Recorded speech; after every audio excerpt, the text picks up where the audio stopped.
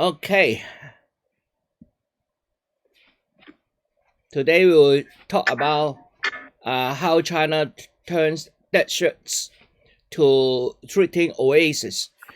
Two here means that I'll have a version before that. So I'm now lumping together the more technical parts of the thing here.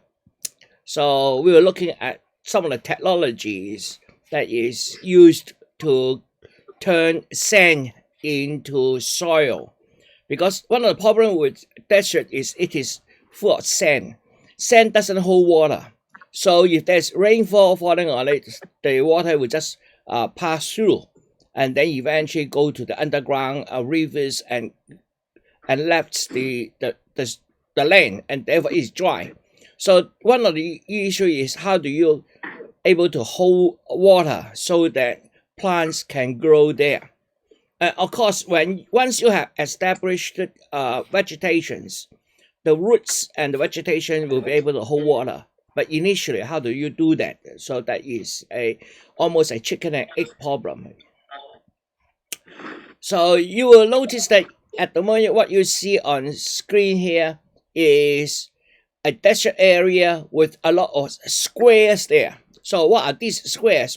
How the square are used to actually help China combat desertification? Well, these squares initially was made of straws. So they lay the straws about 1 meter apart and then use a shovel to push the straw into the sand so that it appears as a barrier. Once you have a barrier, that means when the wind blows over the desert, the sand of course is being blown up by the wind.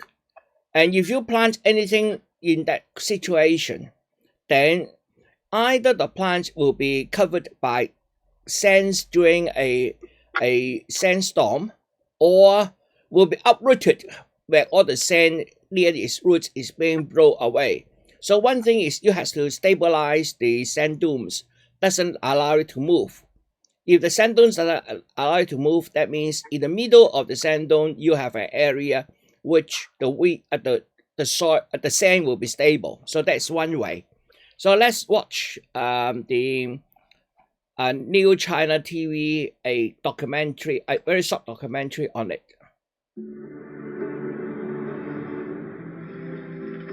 Can you hear it?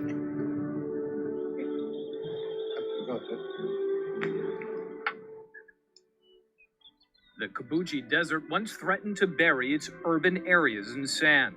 But years of comprehensive measures and dedicated efforts by enterprises and local people have successfully stopped dangerous desertification in its tracks. New technologies like polylactic acid sand barriers have helped You this cannot desert see? region Okay. bloom Sorry. with new vitality. Starch materials totally I forgotten eco-friendly. to 我们这个聚乳酸呢，是用我们普通的淀粉材料来做成的。淀粉经过发酵，然后再经过聚合和 sorry, I will start that again. Okay. 最后呢，经过我 Let 们 me stop it first. 的针织工艺和桶装。Okay, sorry about that. I forgotten to share screen.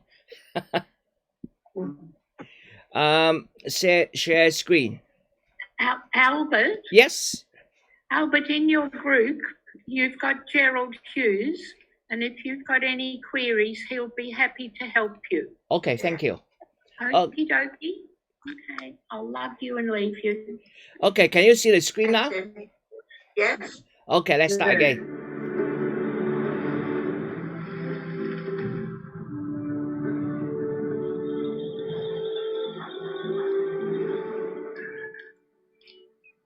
The Kabuchi Desert once threatened to bury its urban areas in sand. But years of comprehensive measures and dedicated efforts by enterprises and local people have successfully stopped dangerous desertification in its tracks. New technologies like polylactic acid sand barriers have helped this desert region bloom with new vitality. Starch materials totally eco-friendly. 我们这个聚乳酸呢，就是用我们普通的淀粉材料来做成的。淀粉经过发酵，然后再经过聚合和熔融脂肪来喷丝，最后呢，经过我们的针织工艺和桶装的这个工艺来做成我们这个砂掌。It's spun more firmly to the ground. 我们这个材料呢，由于是采取了针织制造工艺，所以呢，我们这个材料呢，它贴地性呢特别好。再一个呢，它因为贴地性好，所以它的结构也非常稳定。这个作为固砂砂杖呢，防止这个降低近地表的风速这块呢，我们能降低40%。防止近地表的风沙流的情况呢，我们能降低50%。而且我们这个杖体结构是非常稳定的。It's time durable, 8 to 10 years service life. 那么由于这个杖体材料跟地表的接触非常好，所以呢，风呢吹过来它也套实不了，所以我们抗套实性非常好。目前呢，根据不同的气候条件和立地条件的区别呢，可能呢，草方格呢能使用1年半到3年，大概我们目前知道，沙柳砂杖呢，不同的气候区呢可能3年到5年。那么我们这个砂杖呢，现在现地实验的结果最少能够使用到8到10年。Low cost. 从造价这块呢，我们这个砂杖呢，可以说跟草方格和沙柳以及芦苇等等有可比性，特别是跟沙柳和芦苇，我们可以说处于同一个价格水平。那么比其他的砂杖呢，我们更有一些优势。如果要按年均平均的使用，或者说年均的成本造价呢，我们有绝对的优势。A good choice as a supplementary material. 我们国家的紫砂现在在全世界应该处于一个领先处。这样情况呢，就是我们国家不断的有各种材料，那个紫砂材料、新材料出现。它这个材料呢，有什么好处呢？就说一个是在材料特别匮乏的地方，就自然条件特别恶劣的地方，没有像草方格呀、沙柳这样材料的地方，它可以作为一个补充材料。The innovative technology not only makes it easier to build sand barriers, it also makes it easier to transport the material. PLA sand barriers can also hold the desert back for a longer period of time, without polluting the environment. The progress of science and technology offers better protection to the Golden Desert. When desertification is controlled, resource advantages such as landscape resources, mineral resources, and land resources constantly spring up. Over the past 30 years, desert expansion has been curtailed and reversed. Shrubs and trees are now growing on around 1/3 of the Kabuchi Desert area. More than 500 billion yuan in ecological wealth has been generated due to this expansion. Sand control technology in the Kabuchi Desert is highly praised as a global model. It provides a Chinese solution for combating desertification and Chinese experience for promoting the sustainable development of human beings. People in the Kabuchi are still exploring new ways to live in harmony with nature.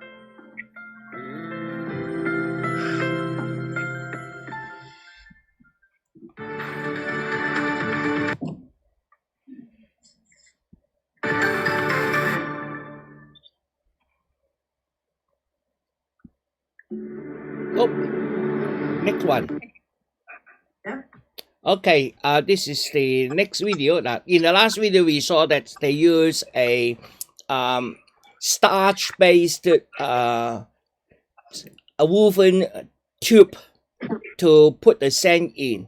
So by laying sand in squares of the size of about 1 meter, they're able to stabilize the sand dunes movement. So without sand moving a lot, then they are able to plant some very drought-tolerant plants in the middle of the square, and that's how they stop the sand from blowing. When the sandstorm stops, then even the pollution conditions in Beijing and some of the cities there has improved. Here's another typical method they use.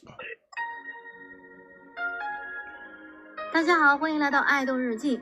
地球陆地的1/3是沙漠，沙漠一般是丰城地貌。 Okay, this 虽 is 说 talking 形成沙 about 漠的关键因素 the 是气候，但是在它的定义里， atmosphere 恒大 and the 程度上是 environment. 人为导致沙化的。 So 就 what 这 we are 样，土 looking 地 for 沙 is 漠化越来 is 越严重， technology. 沙 So 漠 it will 逐 be 渐外 everywhere. 扩，吞噬可居住范围。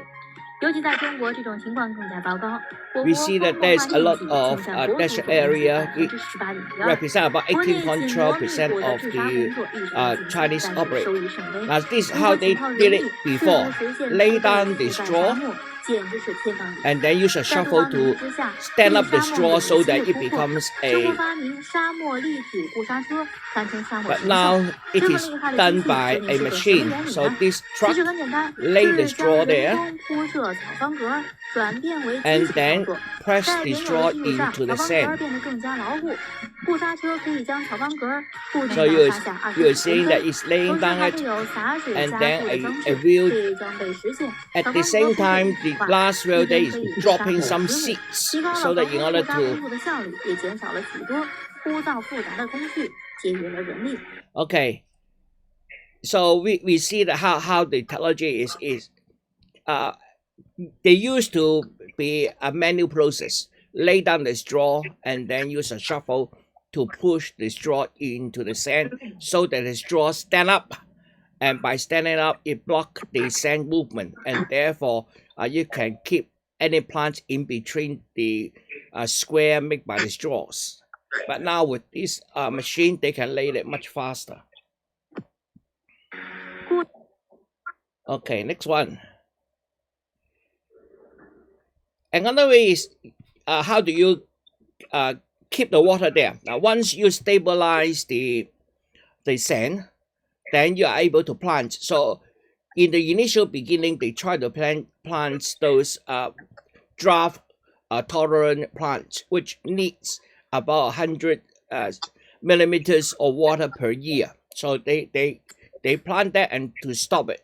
But now they invented another material. Using this material, they actually convert the sand into soil so that it can allow plant growth. Let's look at that.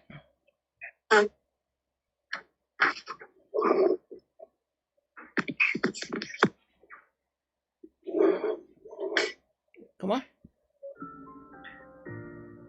我先把这个我们的约束材料。 Now what he does is mixing some of his material with sand. Okay, so he is getting something from and then mixing it in. 大概是多少啊？它比例我现在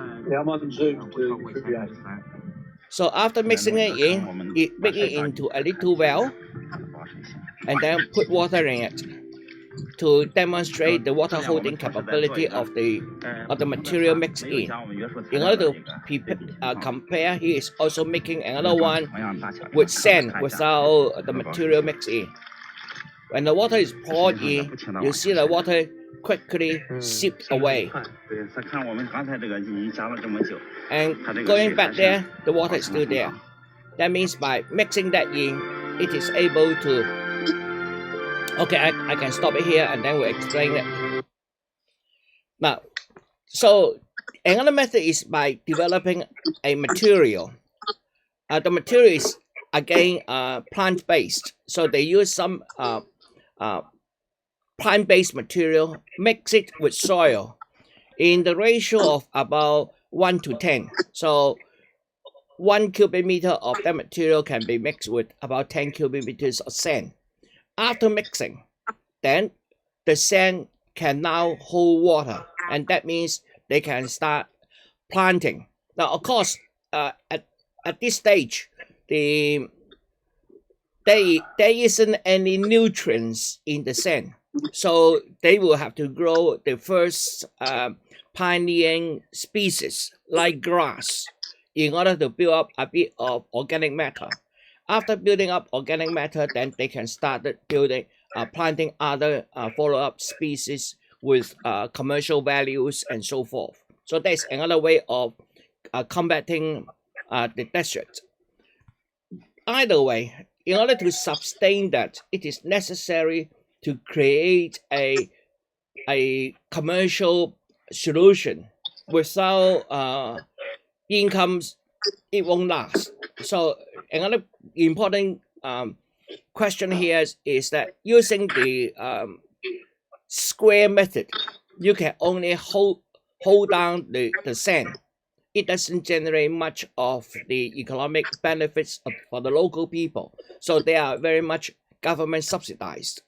With this new technology of mixing in a powder with the sand, making the sand hold water, and therefore you can plant, that is commercially viable. So I suppose that will follow later on. This is quite new. I think the video I show you is about 1 to 2 years old, so it's not a very new technology. Little, if any, rain and scorching temperatures. Not exactly ideal conditions to support vegetation.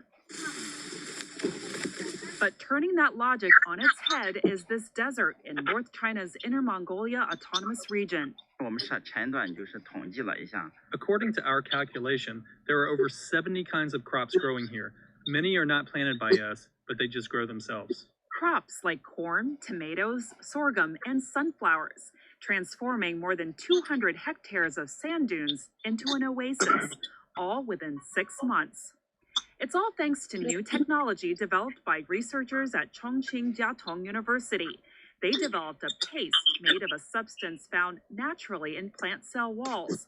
When it's added to sand, it's able to retain water, nutrients, and air. 沙漠土壤化的这一块呢，它的 The costs of artificial materials and machines for transforming sand into soil is lower compared with controlled environmental agriculture and reclamation. The research team has big future plans. This fall, it hopes to transform an additional 200 hectares of desert and possibly more than 13,000 in the next few years. The method could be promising for China. In 3 years, the country hopes to reforest 50% of degraded desert land that can be treated. By 2030, the United Nations is aiming to reach zero growth of desert farmland around the world. So China's breakthrough experiment in converting sand to soil is promising for making land seemingly hostile to life fertile ground. Francis Ko, CGTN.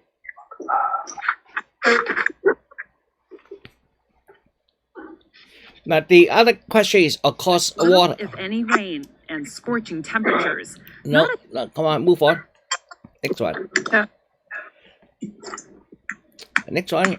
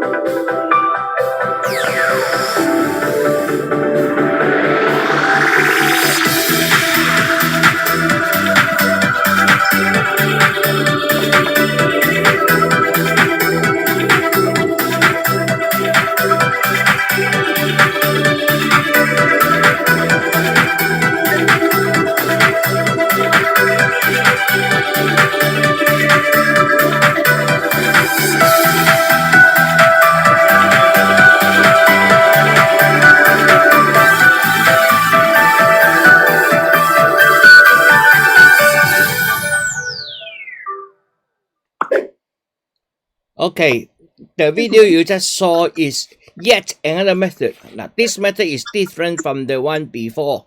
The one before, you mix the material with the sand there and then so that it becomes holding water. In this method, they lay a layer of a different kind of sand, the red one. So they first dig out a field and then lay about 2 centimeters of that red sand on there. The surface tension for this red sand can hold water, and therefore on top of it they can grow rice. In order to grow rice, obviously you need water. So where does the water come from?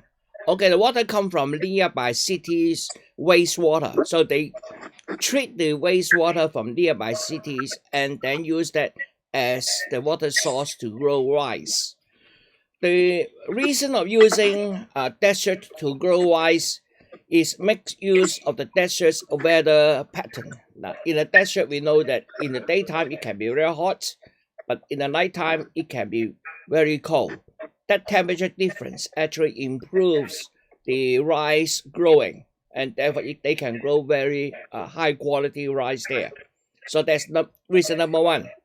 And the reason number two is that the desert wasn't cultivated before, and therefore there was no chemical fertilizer in the desert, and therefore they can start cultivating organic rice rather than commercial rice fertilized by chemical fertilizer, and therefore they can command a higher price as well.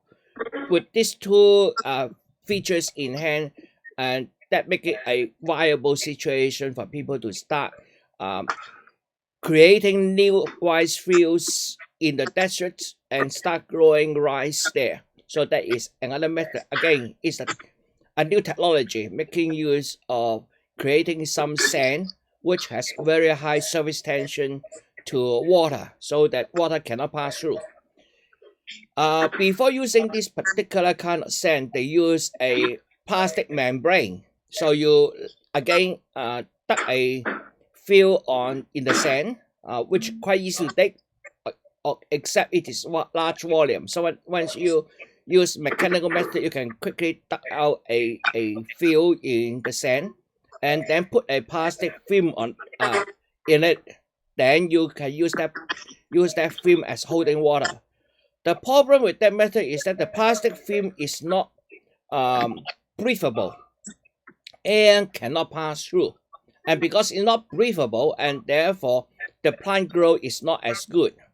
In this case, with the sand, with the high surface tension sand, air can actually pass through, and therefore the barrier is only stopping the water from seeping into the underground water reservoirs in the desert, holding the water up there, while there are gas exchange, making the plants much more healthy.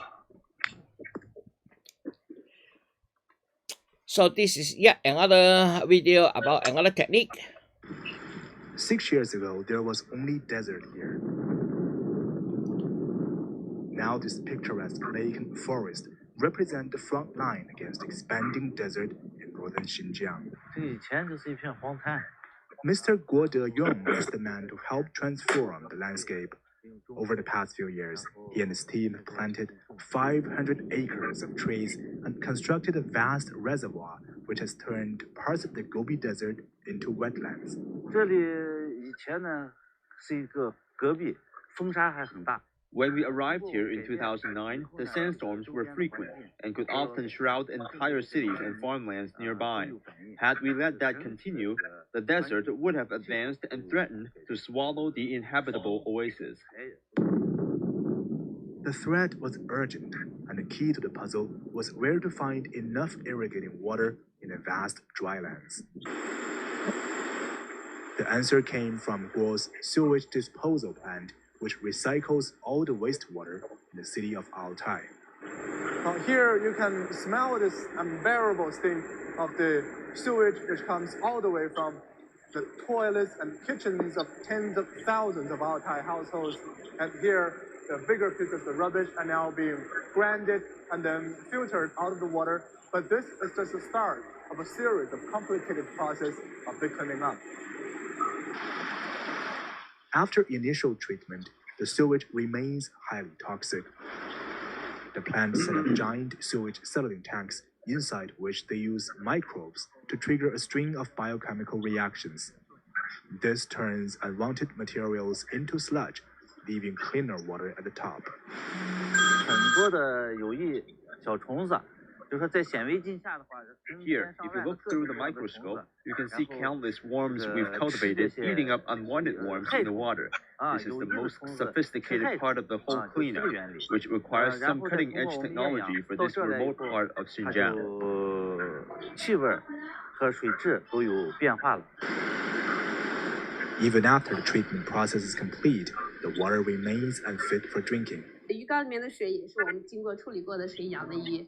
but the plant's chemical examination director says it becomes clean enough to irrigate trees and even to raise fish. 这个一看就是我们的净水比较脏嘛。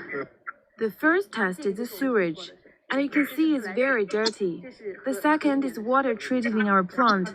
The third is tap water in Altai households, and the last is water from the river. By comparison, you can see the water we treated is even clearer than the rest. 没有，我们的。For now, Mr. Guo is using the water to irrigate forests. But he has an even bolder ambition, irrigating crops and vegetables in a land where water is scarce. 像这个都完全是用中水灌溉。对对对，完全用中水进行种植的。 Theoretically, these vegetables are fit for eating, though you might feel uncomfortable knowing they were irrigated using what used to be sewage. This is still an experiment, and it's under careful review by the government and professionals. Mr. Guo's project is just a small part of Xinjiang's ecological recovery.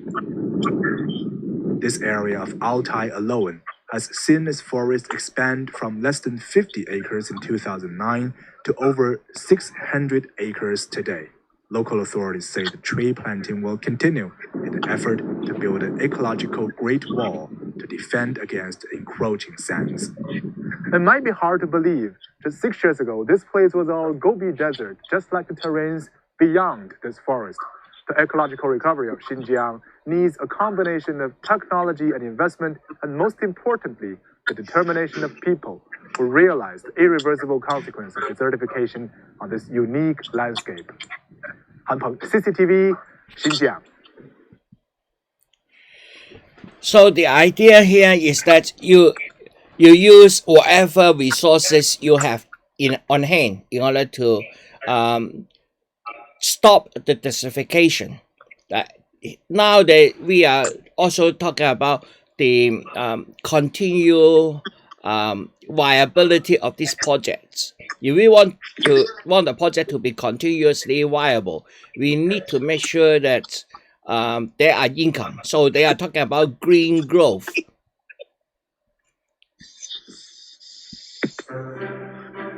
China is changing fast, and so are its maps. These changes occur so quickly that it's often hard to find them on the latest maps. This is a forest near Ordo City, northwest China, in the middle of what many maps still label as a desert.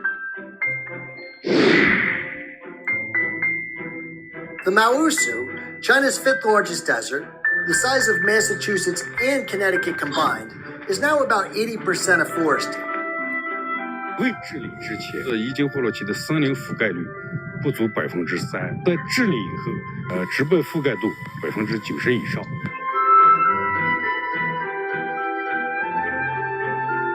The Maosu is one example that shows how Chinese people are fighting for a better environment while maintaining quality growth. Over many decades, China's rapid development took a toll on its ecologies in some areas. Polluted water, degraded land, and smog. But the Chinese people quickly realized the problem. 中国的经济增长也付出了非常大的生态环境代价，但是中国的环保意识觉醒是非常快的。 The conflict between development and the environment is that it's hard to simultaneously be green and growing. However, China has found a way to resolve this conflict, and the key part to its solution is green growth.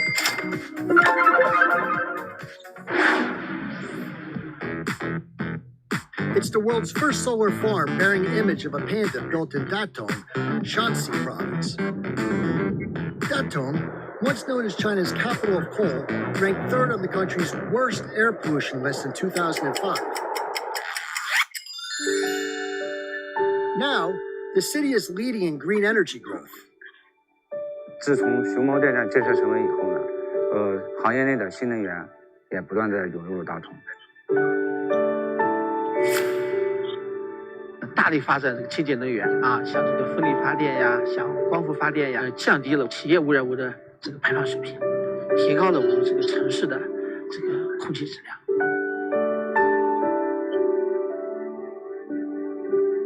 More than 500 kilometers away, Yan'an, in Shanxi province, known as the cradle of the Chinese Revolution, had long endured economic hardships. Just last month, The entire city overcame poverty about 20 years after a green revolution was launched. 我们的农民要脱贫，就要发展产业，而且从我们现在的这个苹果3D 苹果产业，从市场的销售上和价格上，以及我们的产量上和品质上，我们的苹果只要有产，脱贫不是问题。从这个卫星领头上可以看出来，就是从99年到现在呢，我们的这个绿色大概向北推了将近200公里左右。Beyond deforestation and green energy lies a notion that many Chinese people believe in. Staying green drives growth. 我们应该追求绿色发展繁荣，绿水青山就是金山银山，改善生态环境就是发展生产力。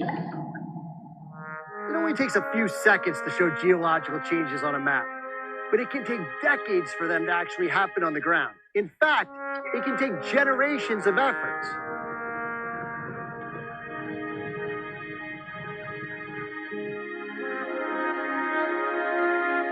能不能治理住，那就是看天和我量的动。但是我别人黑夜都干，我1年3个0天干，我就不想这么干，我就宁可自杀累死，我也不能让佛山欺负死。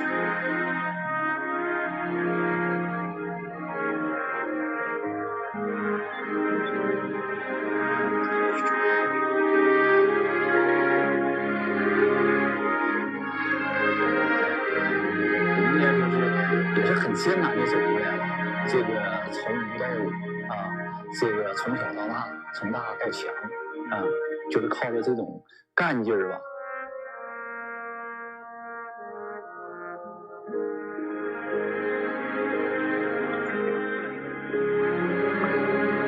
我们花了非常多的心力，经历了很多的困难，通过这些污染控制啊，我们全是每一点进步都能够对空气质量带来改善，能够让老百姓的这个呼吸的空气啊更干净一些，天更蓝一些。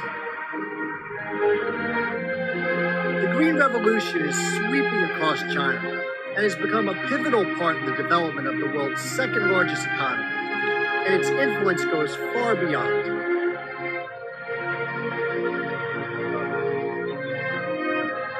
NASA data indicates the Earth has grown greener over the last 20 years, and China contributed 25% of the global net increase in leaf area. Over the years, China's established a green roadmap for development for both itself and the world.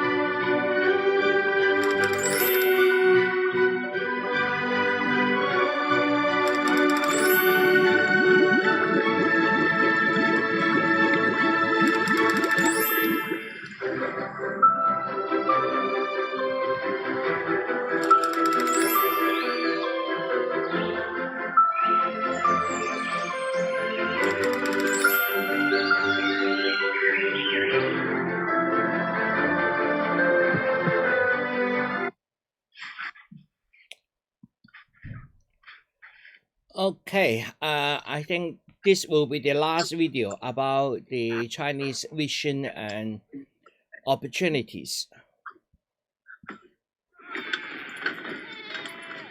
以前的我的羊200多只，现在是700多。我以前的生活是我们这个地方是没电没楼，原来的生活来了也。反正我们这个地方的原来一直样的生活是不是那么个地道的，反正中等生活。现在的树比原来多，种的多。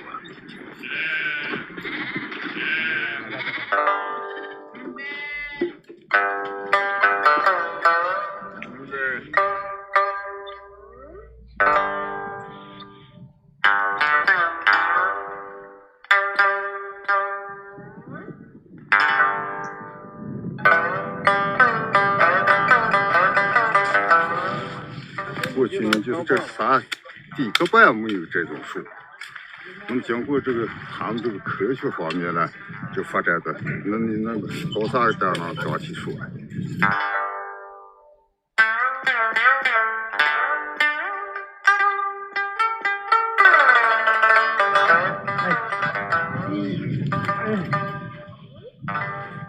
现在是不在这个低处，起来树，高垂也能栽上树。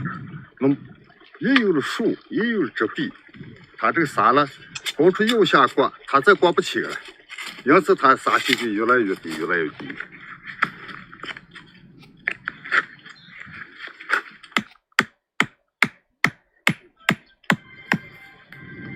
我在这儿来这打工，像你来这儿从4月份来这儿，就养护干草，就是就浇水、拔草，这是一个扶贫给的干草，这是扶贫户。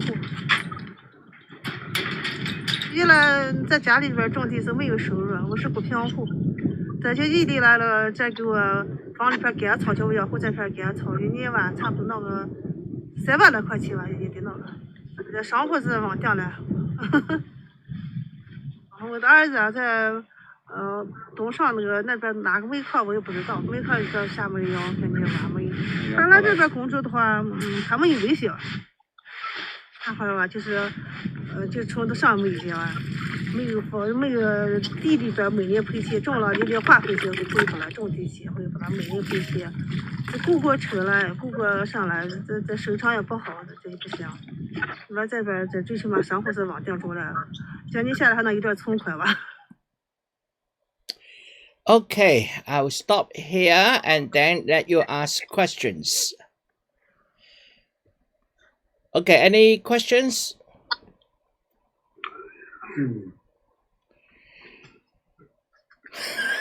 No question. Or is that too much overwhelming? Yes, that's about right.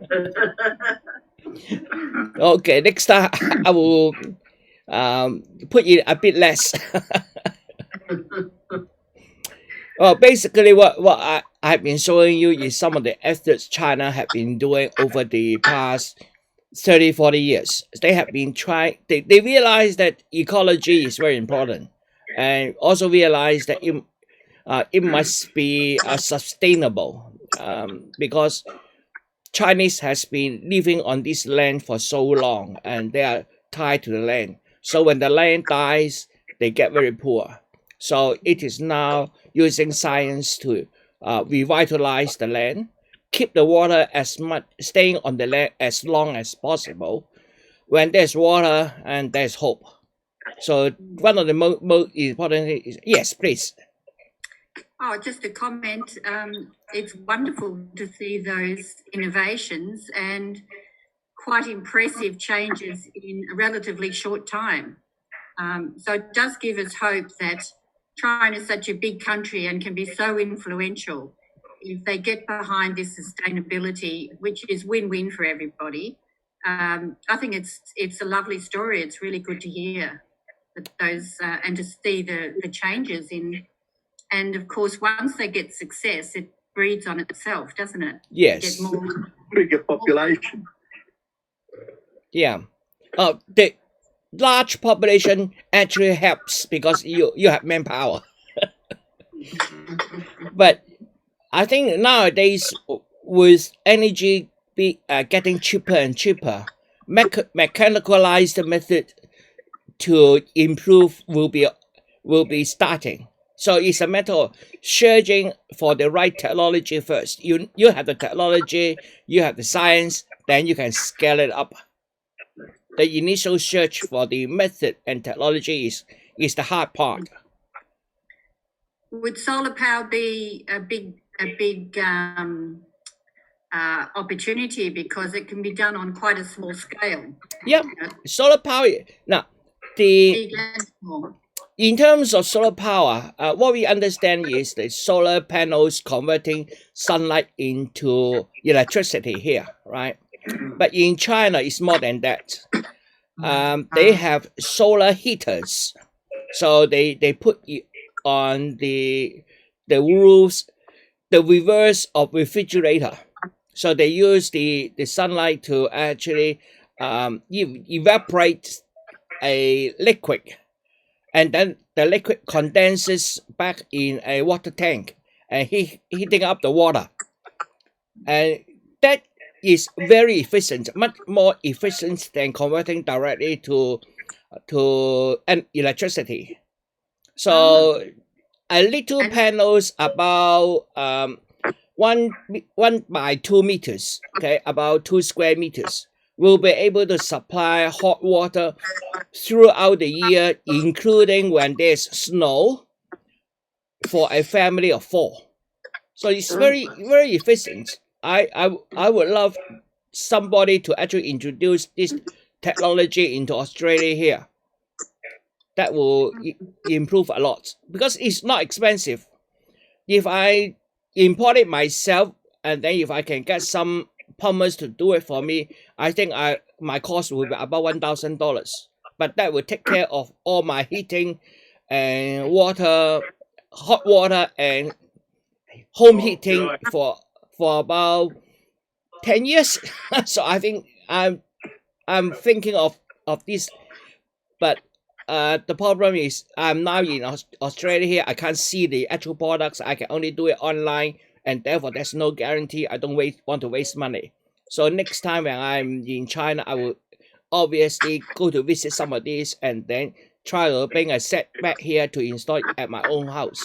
Well, we do have solar powered hot water heat services now with panels on the roof that's with tubing so that it heats up the hot water through it. Is that less efficient? No, that's not as efficient. I have that as well in my roof because I have a swimming pool. My swimming pool is a warm water swimming pool. So yes, I have something like that, but it's not efficient. I need a pump to pump the water up there and then get it back down. Whereas I would like to have much more passive so that I don't need to put in extra energy to get the hot water.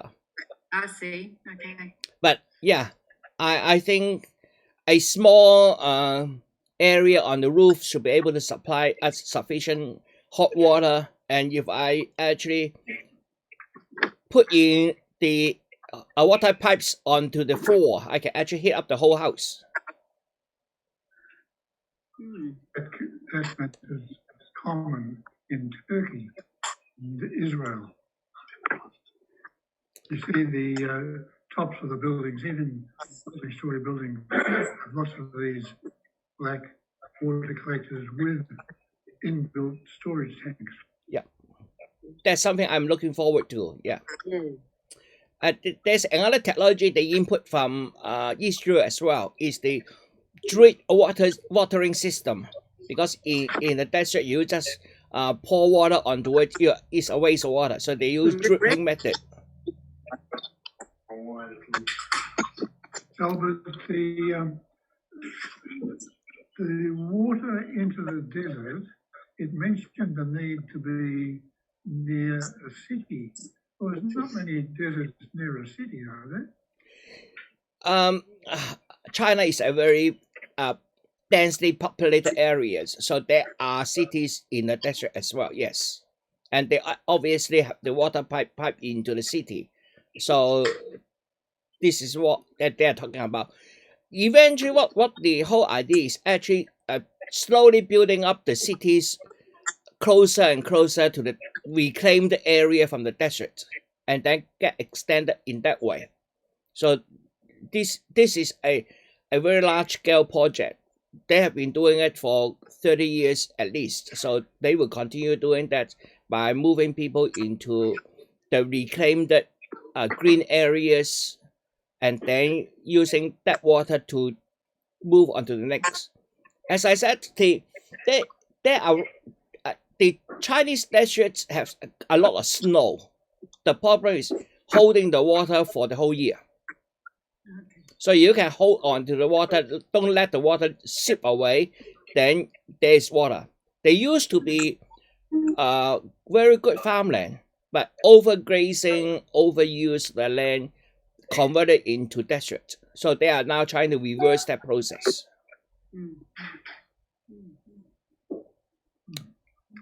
Thank you. Okay, any more questions?